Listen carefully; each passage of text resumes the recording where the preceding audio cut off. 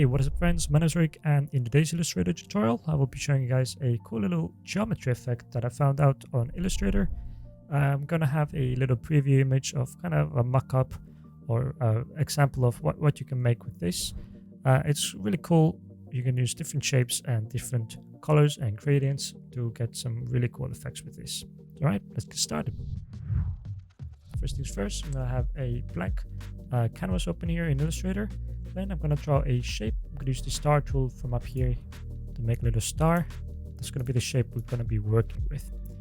All right, I'm going to make sure that the solid color in the middle here is set to none. So I'm going to make it 9 here, flip it over, and I'm going to raise up the stroke weight to about 5 or 10 around there. That's up to you. And I'm going to add a little gradient to it so we can have some more depth to it and some a nice little effect on there.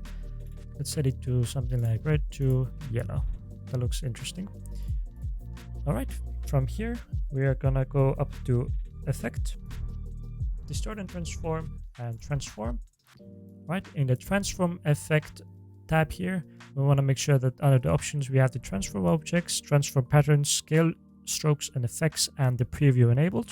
So these three here, and the Preview enabled, so we can see what we're doing. This is all pretty much down to you, how you want the end result to look like. And obviously you can play around with all the settings as you go along. That's why we had the preview enabled. But set the copies to around maybe 100. So you have plenty to work with. And I would set the scale, the horizontal and vertical scales both to 90%. And you get this little trippy effect of kind of like a zoomed in, like a tunnel feel to it. And then you can mess around with the rotation and the horizontal and vertical movements, and you can come up with all sorts of cool stuff using this. You can obviously increase the copies.